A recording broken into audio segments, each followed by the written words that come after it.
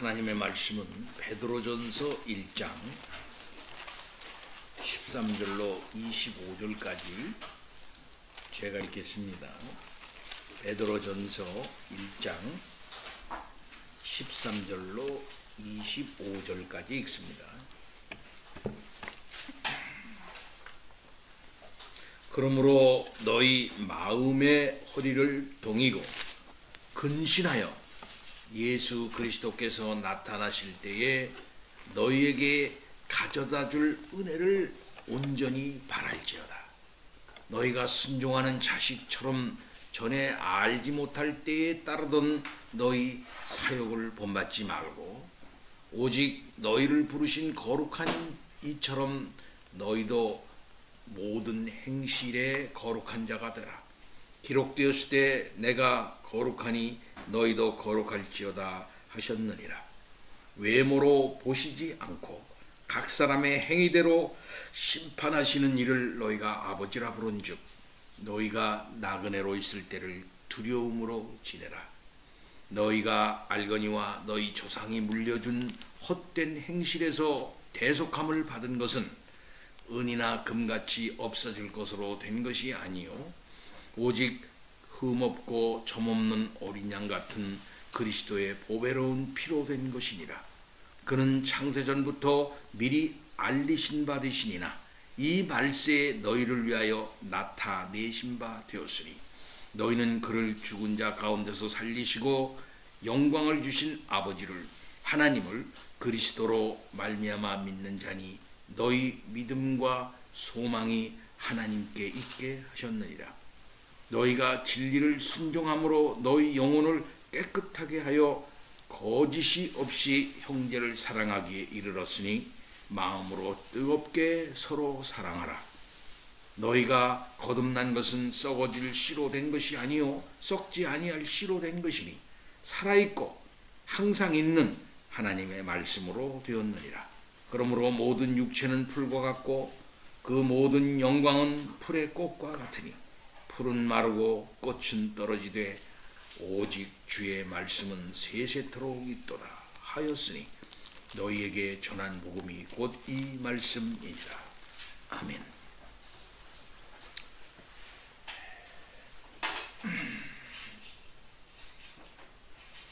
우리가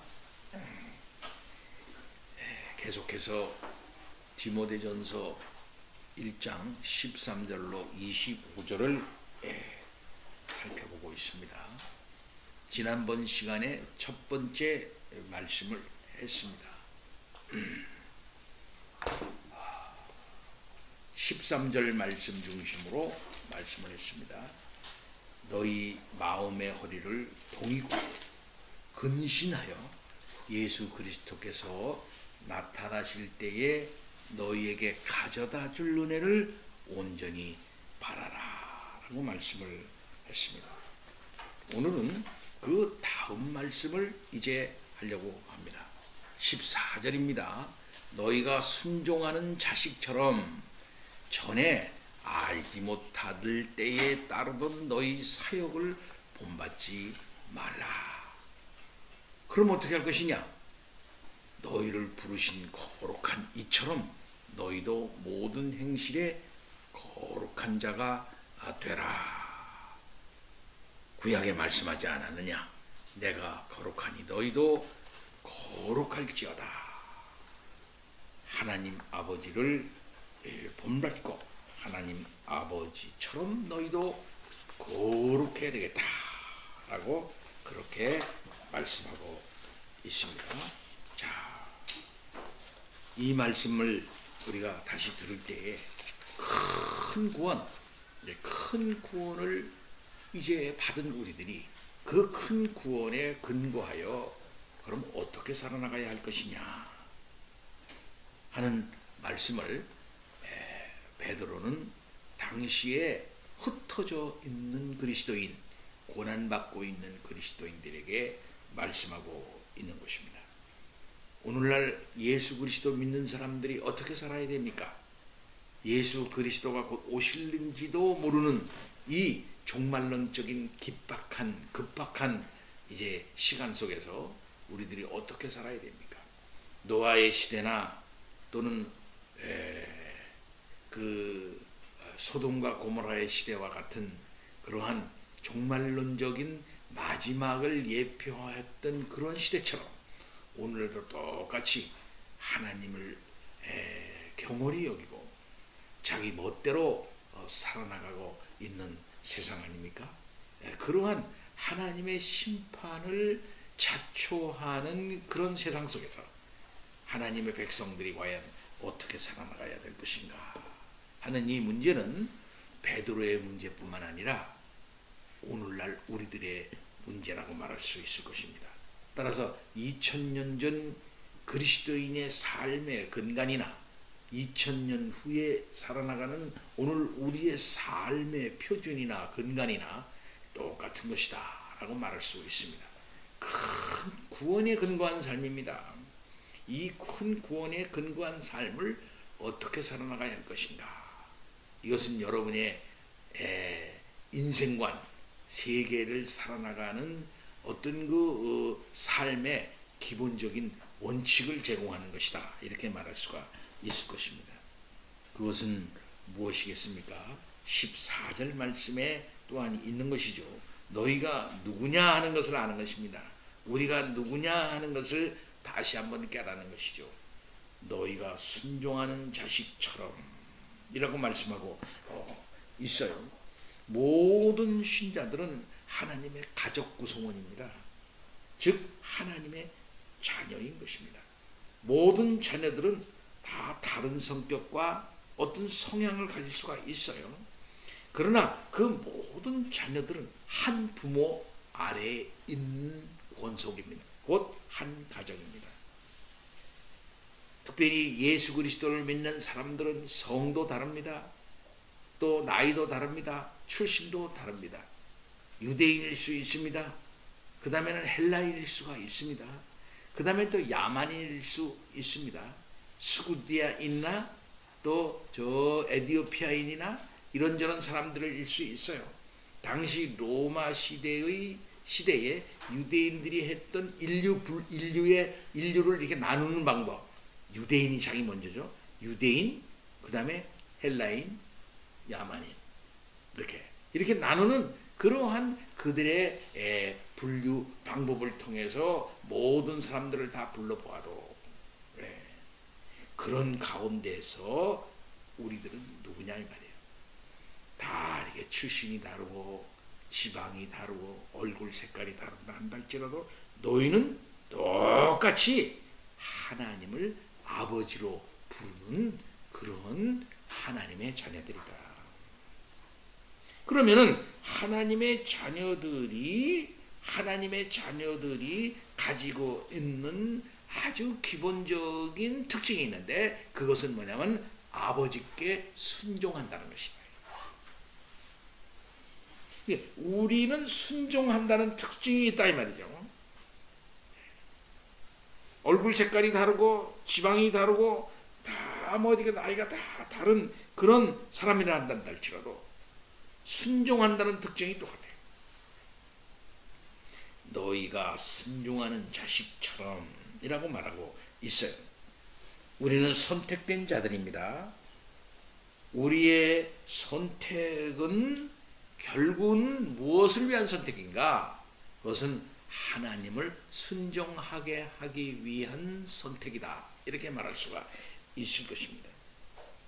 따라서 베드로사는 먼저 순종하는 자식들은 무엇을 하지 않는 사람인가 하는 사실을 말해주고 있습니다.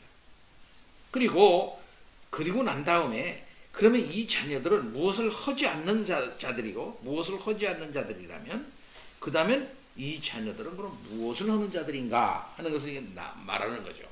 그러니까 부정적인 걸 먼저 얘기하고 그 다음에 긍정적인 것을 이제 얘기하는 것입니다. 신자들은 그러니까 구원받기 이전에 삶의 방식대로 살지 않는 사람이라는 거죠. 구원받기 이전에 믿는 사람들은 자기가 알지 못하고 따르던 게 있었어요. 알지 못하고 따랐어요. 그들은. 그래서 알지 못하고 따랐기 때문에 하나님이 누군지도 모르고, 그래서 자기가 누군지도 모르고 하나님과 자기와의 관계가 어떻게 됐는지도 모르는 그런 상태에서 자기 속에서 일어나는 기본적인 죄의 본성대로 살았습니다. 네. 그래서 그 죄의 본성의 발로인 악한 욕심에 굴복하고 그 죄가 요구하는 대로 살았다 이 말이에요. 그래서 그들은 방향 없이 살았다는 거예요. 방향 없이. 하나님을 모르니까 자기를 모르고, 그러니까 그들은 무감각해져서 뭐가 뭔지를 모르니까 어디로 갈지를 모르고 또 어떻게 반응할지도 모르는 상태에서 그는 자기 속에서 있는 죄의 본성이 요구하는 대로, 이끄는 대로 그저 살았다 이 말이에요. 그때에 그래서 베드로는 말하기를 전에 그랬어요. 전에. 그 전에는 어떤 때입니까? 하나님의 자녀가 되기 전에. 바울 사도의 그 문장에서 있던 거 많이 나오는 것처럼 그때는 이런 말입니다. 그때는. 그 다음에 또 바울 사도가 많이 사용하는 이제는 이란 말이 있잖아요. 지금 바울 사도식의 시간법대로 말하면 이제는 의 사람이 이제는 의 사람, 너희는 이제는 의 사람이다. 이제는 그렇게 살면 안 된다 이거죠. 전에는 너희가 저렇게 살았지만 이제는 이렇게 살면 안 된다. 이게 삶의 기본적인 패턴, 삶의 기본적인 어떤 성격과 방향이 근본적으로 달라질 수밖에 없는 어떤 시점이 있었다는 거죠. 그 시점은 뭐냐면 하나님과 예수 그리스도를 통해서 갖는 관계 개선이에요. 근본적으로 예수 그리스도를 통해서 하나님과 근본적으로 관계가 달라졌어요. 전에는 하나님의 원수였어요. 전에는 하나님을 몰랐어요. 하나님을 몰랐을 뿐만 아니라 적극적으로 하나님에게 원수짓을 했어요. 무지했을 뿐만 아니라 그 무지한 상태에서 그냥 가만히 있었던 것이 아니라 하나님을 대항하고 하나님을 반항하고 하나님의 역사를 회방했던 자다 이 말이에요. 그것이 전에 우리들이 하나님의 자녀가 아니었을 때에 행하였던 우리의 삶의 기본입니다. 그래서 가만히 있지 않고요. 따랐어요. 자기 속에서 일어난 죄의 본성의 발로대로 살았고, 자기 속에서 일어났던 죄의 본성이라고 하는 것은 결국은 이 땅에 있는 공중권세 잡은 자, 곧 공승권세 잡은 자라는 것은 악한 마귀를 말하는데, 이 악한 마귀에 따라서 살았던 거예요. 곧 악한 마귀가 뿌린 잘못된 사상과 철학, 잘못된 세계관, 잘못된 내면에 대한 어떤 반응 체계, 외부 세계와 자기 사이의 어떤 반응의 어떤 이 체계와 그런 어떤 잘못된 이끌림, 이런 거, 또 그들이 우리 속에 심어준 잘못된 어떤 그 가치 판단 기준, 이런 것들을 다 그냥 무비판적으로 받아들이면서 그게 그런가 보다 하고 살았단 거예요.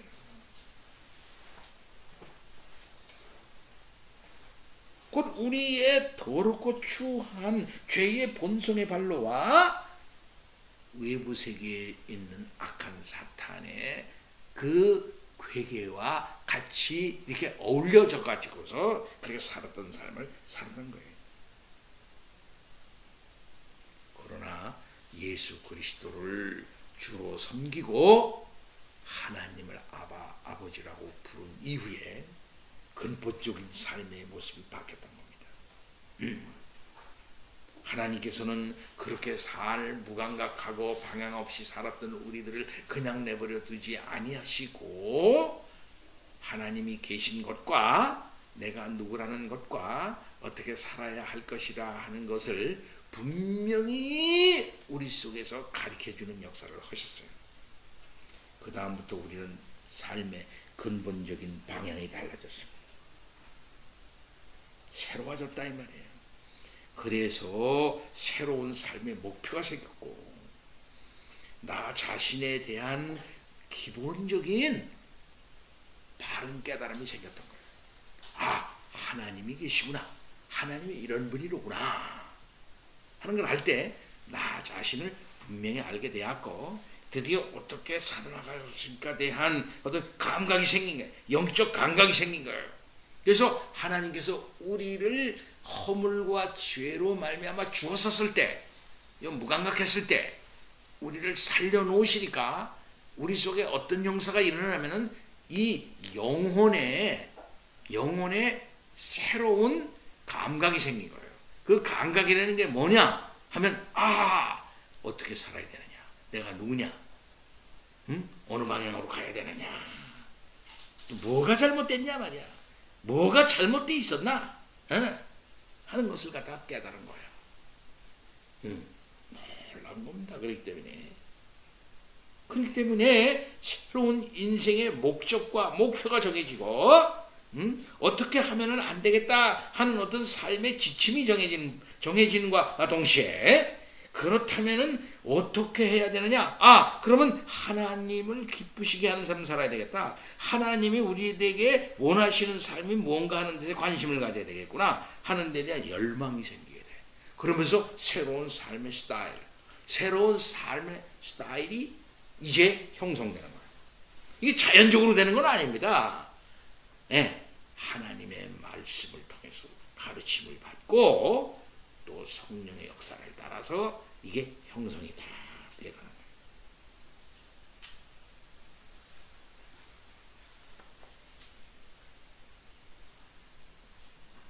그래서 여기서 말하는 자기 사역을 따랐던 자가 드디어 이제는 하나님의 말씀과 성령의 역사를 따라서 살아나가는 자로 바뀌는 겁니다.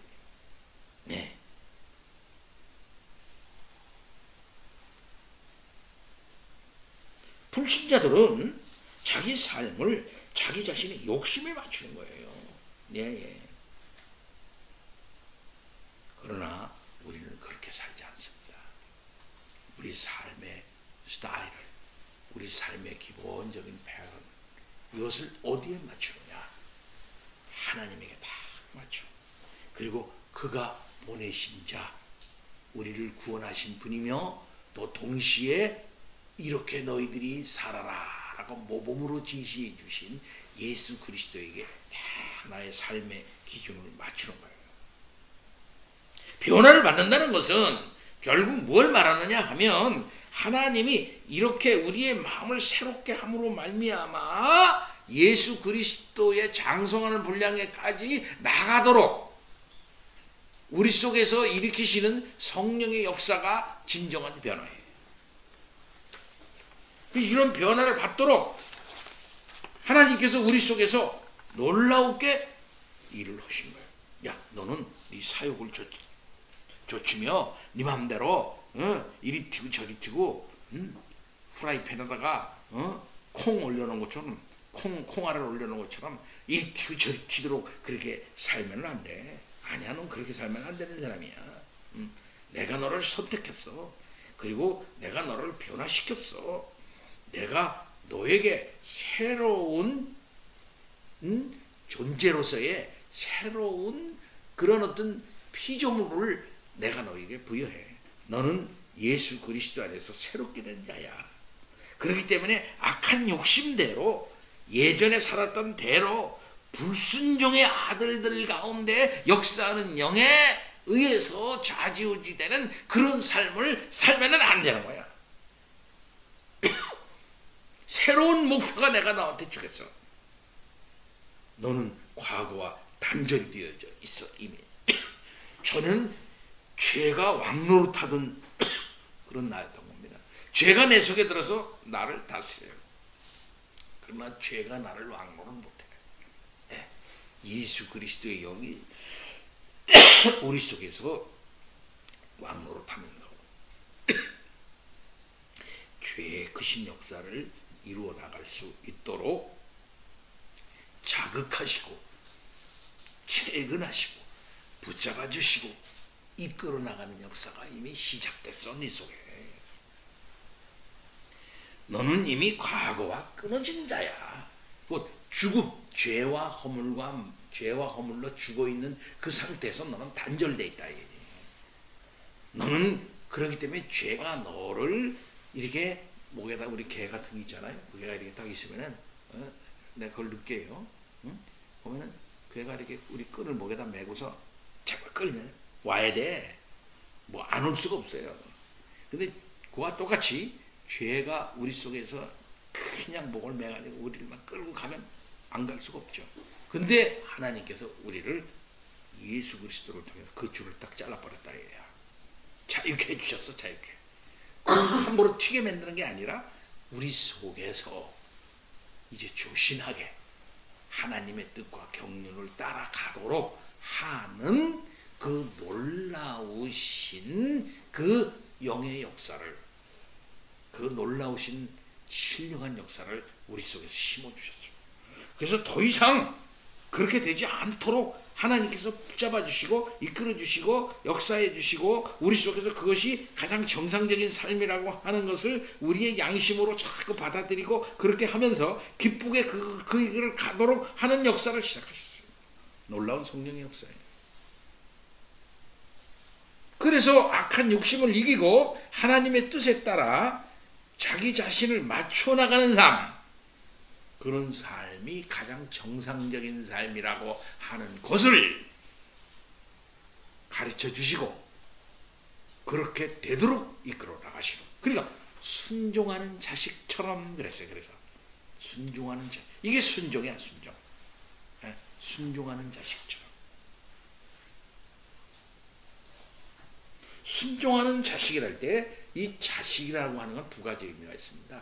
하나는 뭐냐면은 아버지를 상속하는 상속자, 그 다음에는 아버지의 그 삶과 가르침을 이어가는 그 아버지를 뜻을 따라 사는 사람, 이런 두 가지 뜻이 있는 거예요. 그 우리가 하나님의 자녀가 됐다는 것은 하나님으로부터 하나님이 가지고 계신 모든 것을 상속하는 그런 자로 되었을 뿐만 아니라 그 하나님을 담고 하나님의 놀라운 역사를 드러내는 자로 우리를 삼았다 이 말이에요. 근데 그런 삶은 무슨 삶이냐면 순종이야. 이게 순종이라는 것은 그래서 부정적 개념이 아니에요. 소극적 개념이 아니에요. 가장 하나님이 우리들에게 원하는 삶의 스타일. 그것은 인간이야말로 가장 인간다운 삶을 살아나가는 그런 모습이에요. 인간이 가장 아름다운 모습은 그렇기 때문에 하나님이 원하시는 삶 아니겠습니까? 근데 하나님이 원하시는 삶은 결국 무엇이냐면 하나님께 순종하는 삶이에요. 이게 가장 아름다운 삶이며 가장 바람직한 삶이에요. 그것은 곧 가장 창조적인 삶이 되는 겁니다. 그런데 이 참 악한 인간들 말이요, 자기 속에서 아직도 그 자기 본성껏 자기 사욕의 지배를 받아 살아나가는 인간들은 이 하나님께 순종하는 것 자체가 얼마나 어리석은 삶이며 얼마나 나를 옥죄는 삶인가, 얼마나 부자유한 삶인가 이렇게 생각을 해요. 그래서 계속 튀는 거야. 그래서 성경은 말하기를 자행자지 제멋대로 길을 떠나고 벗어나고 하는 것을 갖다가 이 가장 악하고 또한 비정상적이고 그리고 그것은 죽음의 삶이라고 성경은 말하고 있는 거예요. 곧 에덴을 떠난 인간, 가나안을 떠난 이스라엘, 예수 그리스도를 떠난 예수 그리스도 밖에 있는 인간, 성령 역사하는 인간, 이렇게 무섭잖아요. 응?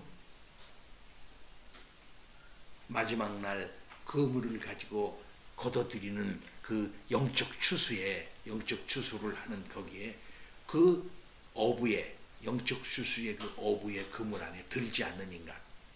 성경은 분명히 그렇게 딱하게 얘기하고 있어요. 우리의 삶에 있어서 가장 아름다운 삶은 건 무엇인가? 무슨 뭐는 하나님께 순종하는 자식처럼 살아가는 거예요. 이게 가장 아름다운 삶. 그러면서 하나의 거룩하고 놀라운 최고의 원칙을 딱 제시하는데, 그러면 오직 너희를 부르신 거룩한 이처럼 너희도 모든 행실에 거룩한 자가 되라.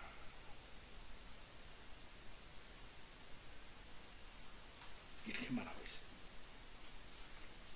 사도 베드로는 1세기 독자들에게 그 이전의 삶의 방식과 욕심에 순응되어져서는 안 된다고 말하는 겁니다.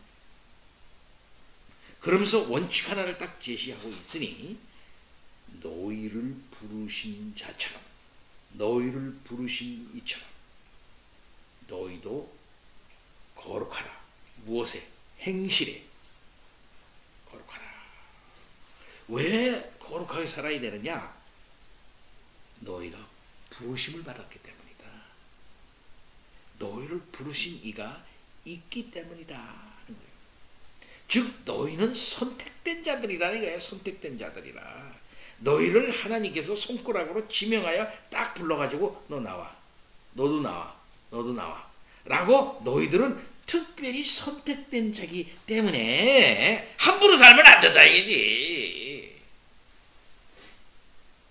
하나님이 그들을 그런 구렁텅이 속을, 죄와 허물로 말미암아 이제 죽어있는 그런 상태, 그 죽음의 그 진 구렁텅이 속에서 우리를 지명하여 딱 불러가지고 예수의 피로 깨끗이 닦으시고, 하나님의 아름다우신 그 역사를 드러낼 수 있는 사람들로 특별히 구별해가지고 거룩하게 만들었다 이 말이야. 너희들을 그러기 위해서 하나님께서 너희를 콕 찍어서 지명하여 불렀다. 이것은 하나님의 뜻을 이루기 위한 것이며 하나님을 기쁘게 하기 위한 부름이다 이거지. 너희들은 존재론적으로 세상 사람들과 다르다 이거야. 1차. 너희들은 하나님이 보시기에 존재론적으로 달라. 이 말은 무슨 말이냐면, 세상 사람들을 딱 보면은 저거 다 사람이지 뭐, 우리랑 똑같아. 뭐 기미박체지 뭐, 다 우리랑 똑같아. 밥 먹고 똥 싸고 똑같은 인간이야. 우리랑 뭐 다를 게 뭐 있어. 세상 사람들 다 우리를 그렇게 봐요. 네. 어쩌면 결혼한 사람, 결혼 안 한 사람, 미국 사람 아닌 사람, 이런 사람 저런 사람 뭐 이렇게 다 봐요. 색깔이 뭐 이제 누런 사람, 검은 사람, 하얀 사람, 이 겉모양을 가지고 먼저 판단하고, 출신을 가지고 판단하고, 그 사람의 속에 든 게 뭔가 하는 걸 가지고 판단하고, 그 사람이 가지고 있는 게 뭔가 가지고 판단해. 세상 사람들은 그 이상 보는 게 없어. 그러나 하나님이 우리를 보는 관점은 달라요. 그 하나님 보는 관점은 뭐냐 하면은 이겁니다. 내가 선택해서 불러서 거룩하게 만든 자이냐 아니냐, 하나님 보시 그것부터 봅니다. 그걸 먼저 봐요.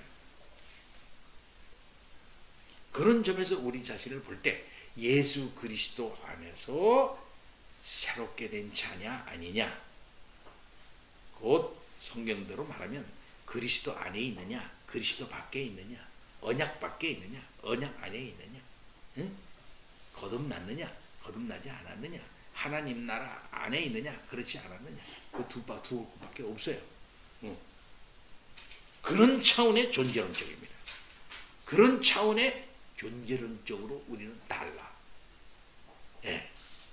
너희들은 예수 그리스도를 통해서 새롭게 내가 창조한 마지막 날의 이스라엘이다.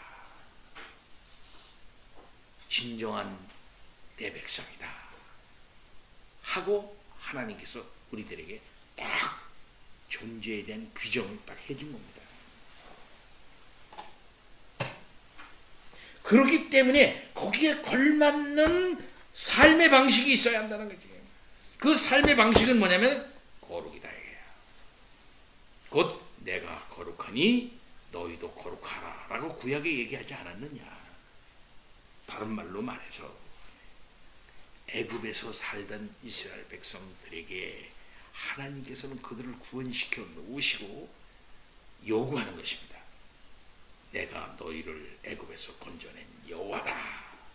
내가 거룩하니 너희도 이 가나안에 들어가 가지고서 가나안 백성들처럼 그렇게 함부로 살면 안 되고 나의 특징인 내 속성의 특징 나는 거룩한 자니까 가나안에 들어가지고 나와 특별한 관계가 있다고 하는 것을 존재론적인 관계가 있다는 것을 가나안 땅에 들어가서 드러내라. 그것은 뭐냐면 거룩이다. 내 존재의 속성 그와 같은 행실 자연스럽게 나온 행실을 너희들은 해야 한다. 곧 나는 하나님이다. 너희들은 내 백성이다. 그렇기 때문에 내 질서와 내가 요구하는 것을 너희는 가나안 땅에서 이루어야 된다. 내가 거룩하니까 너희는 누구냐? 하나님의 백성 나와 특별한 관계가 있는 거니까 그 특별한 관계가 뭐냐? 뭘로 나타내느냐? 나야 되느냐? 너의 행실로 나타내야 된다. 그것은 곧 거룩이다. 그 거룩이라는 게 뭐냐? 가나안 백성처럼 살지 않는 거다. 첫째, 곧 오늘 베드로 사도가 말하는 것처럼 인간의 더럽고 추한 정욕과 그 본성대로 살아나가지 않는 것이다.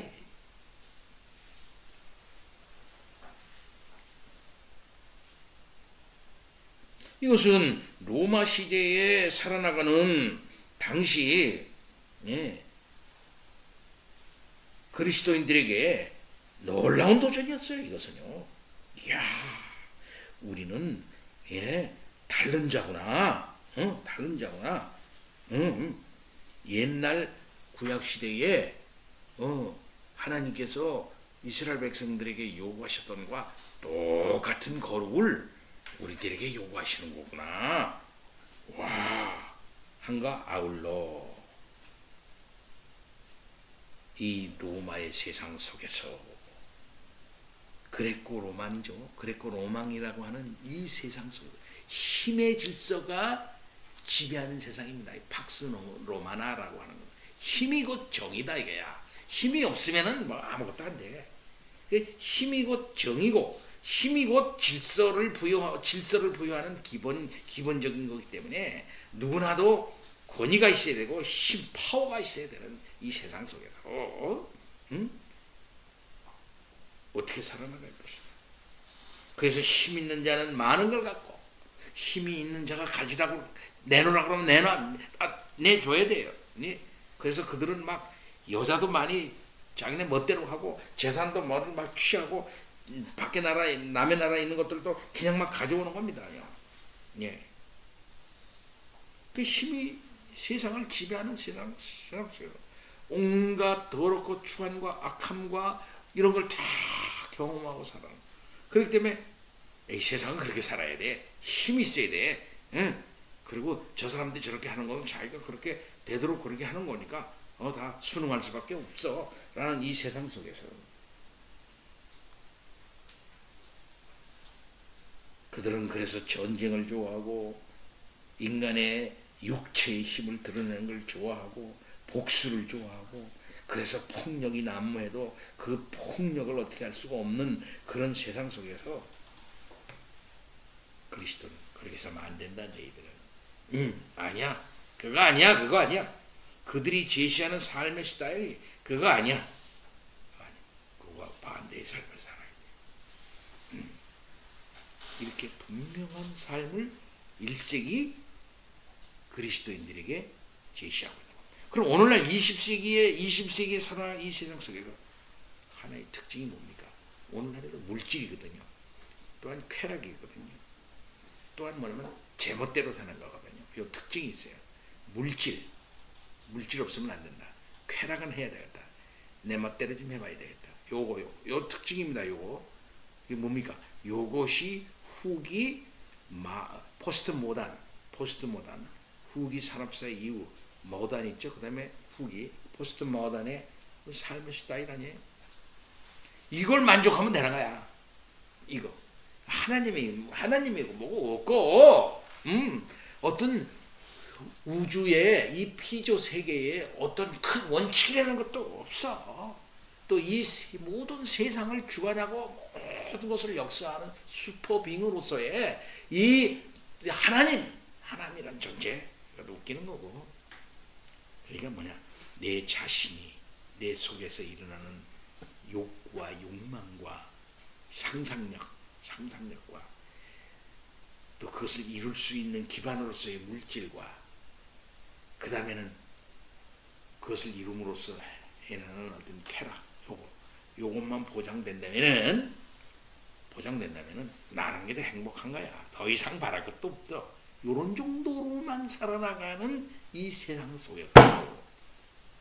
그 다음에 가족이고 뭐고 없어. 그 사람 가족도 없고 이제 앞으로 보면 민족도 없고 이제 뭐 국가도 없고요. 이제 아무것도 없습니다. 그것이 이미 사이버 세계에서 이루어지고 있어요. 이미 가상 공간에서 그런 어떤 그런 게 다 이루어지고 있는 거예요.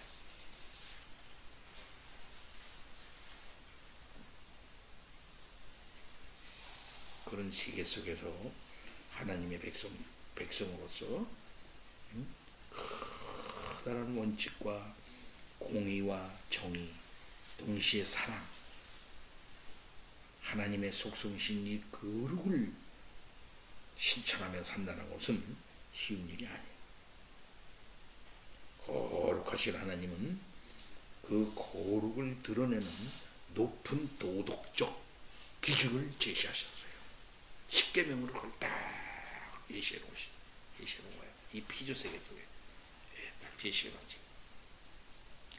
내가 거룩하니 너희도 거룩해야 되겠다. 나는 하나님이라. 하나님의 자녀니까 너희들은 십계명을 지켜가지고서 그런 삶을 살아가야지. 함부로 살면 안 된다. 세상처럼. 이 세상은 부모를 업신여기고, 이 세상은 도둑질하고, 이 세상은 노동부자고, 이 세상은 강도질하고, 이 세상은 가늠하고 성적 욕구를 충만시켜서 살아가라. 탐심으로 살아가라. 이 세상은 정의가 없다. 거짓 증거. 이런 세상 속에서 어떻게 살아야 되겠느냐? 어떻게든지 너희들은 하나님 아버지를 온전히 믿고 의지하면서 내 앞에 거짓신을 두지 말고 잘못된 신 우상을 새겨서 형상으로서의 거짓된 것 쫓아가는 사이비한 것 쫓지를 말고 어떻든지 간에 정기적으로 나를 기억하면서 일정한 기준을 따라서 너 자신을 제어하면서 근실하면서 내가 올 때까지 살아가라. 삶의 원칙을 갖다 딱 제시해 놨어요. 그 삶의 원칙에 따라서 순종하면서 살아가는 거예요. 네. 구약과 신학이 똑같잖아. 바울 사도와 베드로하고 똑같잖아. 지금 베드로 사도가 얘기하고 있는 게 옛날 이사야가 얘기한 거나 뭐가 달라? 다 똑같은. 놀랍죠. 이런 삶에 대해서 우리들이 보다 적극적으로 나 자신을 비출 수 있면서 마지막 날 이 더러운 세상 속에서 악한 죽음의 물결이 휘박치는 세상 속에서 살아있는 자로서 그걸 거스르면서 살아가야 돼. 예. 태평양 바다 속에서도 냄새를 알고 온도를 따라서 간다 그러지. 그걸 따라 가지고서 자기가 태어난 골짜기를 향해서 회귀 본능을 하면서 결국은 자기가 태어난 곳으로 가는 그 고기처럼 말이에요. 살아있는 고기는 그렇게 본향을 향하여 간다 이 말이에요. 그런 것처럼 하나님을 향해서 하나님의 거룩을 드러내면서 살아나가면 그런 살아있는 삶, 응? 생명 있는 삶을 이 땅에서 살아가야 된다 하고 베드로 사도를 얘기하고 있는 거예요. 그런 삶을 이 복잡하고 뭔가 모를 것 같은 이 21세기에서 그와 같은 삶을 살아가야 하는 거예요. 믿습니까? 아멘. 다 같이 기도합니다. 하나님 아버지 감사합니다. 오늘도 주의 말씀으로 우리의 삶을 채근하여 주시니 그러한 삶을 이 세상 속에서 살아가게 하옵소서. 거룩한 삶을 살게 하옵소서. 예수 그리스도 이름으로 기도하옵나이다. 아멘. 찬송 20